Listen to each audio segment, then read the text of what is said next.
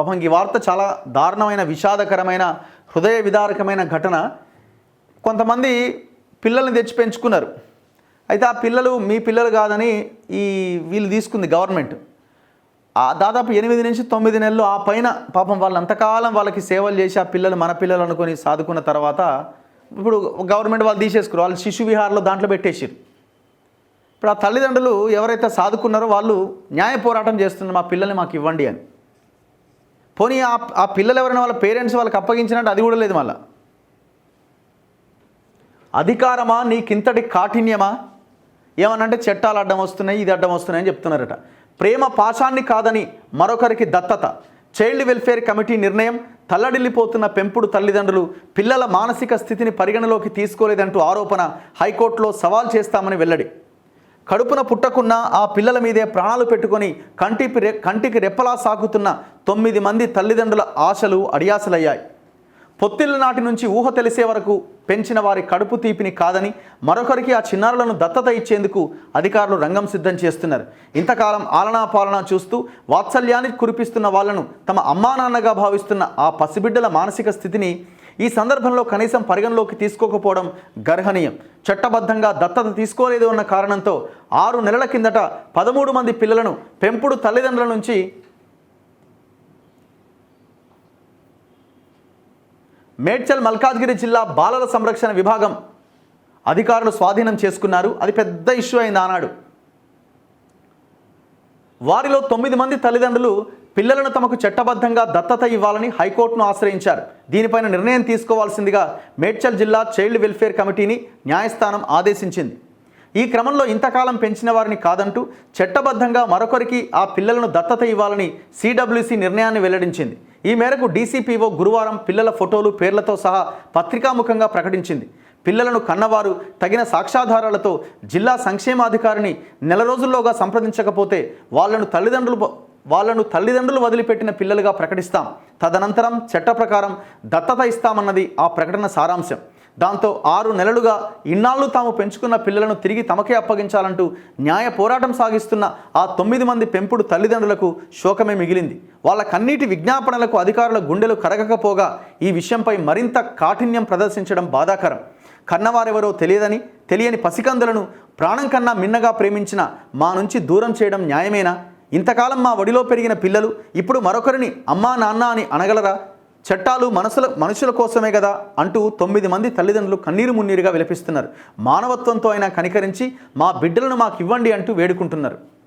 ఇప్పుడు పాయింట్ ఏంటంటే వాళ్ళు తీసుకున్నారు, సరే ఎట్లా తీసుకున్నారో ఏమైపోయిందో, ఆ పిల్లలు అయితే మంచిగా పెరుగుతున్నారడా. మీరు వేరే వాళ్ళ ద్వారా వీళ్ళు ఏదో అక్రమంగానో ఇంకో రకంగానో తీసుకున్నారని మీరు భావించారో వాళ్ళు మళ్ళీ ఇక్కడ తీసుకొచ్చారు. ఎవరు ఇంతవరకు అయితే ఈ పిల్లవాడు మా పిల్లవాడే అని ఎవరైతే రాలే, మరి మీరు ఇంకా వేరే వాళ్ళకి ఇచ్చే బదులు అదేదో వీళ్ళకే ఇవ్వచ్చు కదా దత్తతకి. వీళ్ళకే చట్టబద్ధంగా దత్తతని కంప్లీట్ చేయొచ్చు కదా. పిల్లలను అడగాలి కదా. 9 మంది పిల్లల్లో 4 3 నుంచి 4 ఏళ్ల మధ్య వయస్కులట. మిగతా పిల్లలు కూడా ఇన్నాళ్ళు తమను పెంచిన వారినే తల్లిదండ్రులుగా గుర్తించేంత ఊహ కలిగిన వారే. సిడబ్ల్యూసి నిర్ణయం తీసుకోవడానికి ముందు పిల్లల అభిప్రాయాలు పరిగణలోకి తీసుకోవాలి అన్నది జువెనైల్ జస్టిస్ చట్టంలో కూడా ఉన్నది. సామాజిక విచారణను సైతం చేపట్టాలి. ఇన్నాళ్ళు పిల్లలను పెంచిన అమ్మా నాన్నలతోనూ సంభాషించాలి. అవేవి లేకుండా సిడబ్ల్యూసి నిర్ణయాన్ని ప్రకటించడం చట్టవిరుద్ధం. కాబట్టి దీనిపైన తామంతా తిరిగి తెలంగాణ హైకోర్టును ఆశ్రయించబోతున్నట్లు 9 మంది తల్లిదండ్రులు తెలిపారు. వారం కిందట సిడబ్ల్యూసి ముందు హాజరు కావాలని రకరకాల ఊర్లలో ఉన్న మమ్మల్ని అందరినీ హైదరాబాద్కు అధికారులు పిలిపించారు. తీరా మేమొచ్చి గంటల కొద్దీ పడిగాపులు కాసిన సిడబ్ల్యూసి సభ్యులెవరూ రాలే అని ఓ బిడ్డ పెంపుడు అమ్మా నాన్న చెప్పారు.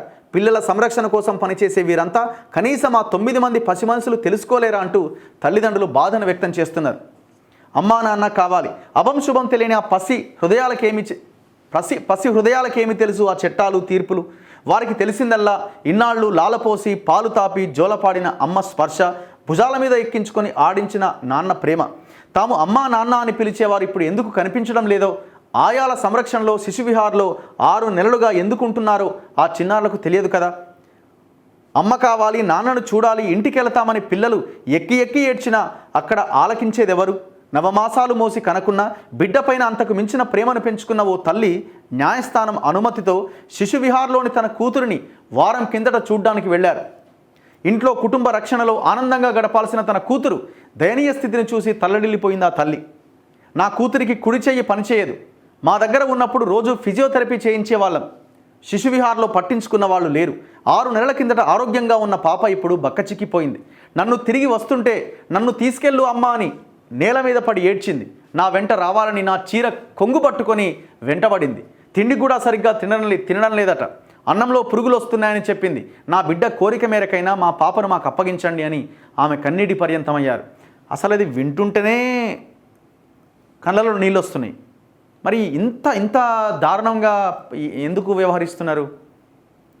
4 ఏళ్ళ పిల్లలు 4 ఏళ్ళ నుంచి ఆ తల్లిదండ్రుల దగ్గర ఉంటుంటే దాన్ని ఇప్పుడు సాకుగా చూపించి మీరు తీసుకుపోయి ఇప్పుడు ఎవరైనా వచ్చి అడిగిరా మిమ్మల్ని? పోని ఎవరైనా వచ్చి ఈ పాప ఈ బాబు మా బాబు అని ఎవరైనా అడిగిరా? లేదే.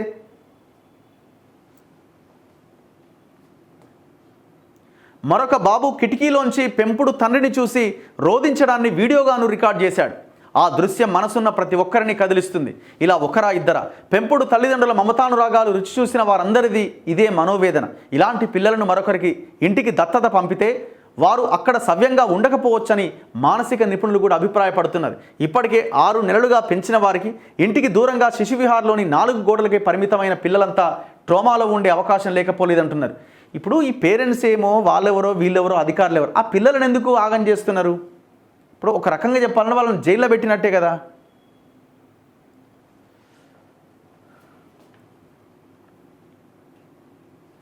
మళ్ళీ విషయం ఏంటంటే వారు పెట్టిన పేర్లతోనే ప్రకటనట.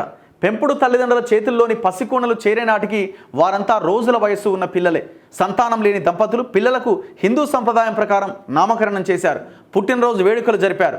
జనన ధృవీకరణ ఆధార్ లాంటి గుర్తింపు కార్డులు కూడా తీసుకున్నారు. తర్వాత తల్లిదండ్రుల నుంచి పిల్లలు కాదని స్వాధీనం చేసుకున్న డీసీపీఓ అధికారులు పెంపుడు అమ్మా నాన్న పెట్టిన పేర్లతోనే పత్రికా ప్రకటన జారీ చేయడం గమనార్హం. అందులోనూ ఒక పాపకు ఇంటి పేరు కూడా ప్రస్తావించారట. మరి ఏం మనుషులా మీరు? ఇప్పుడు అదేదో వాళ్ళకే దత్తత తీయొచ్చు కదా చట్టబద్ధంగా. ఇక వేరే వాళ్ళకి పత్రికా ప్రకటన ఇవ్వాల్సిన అవసరం ఏముంది?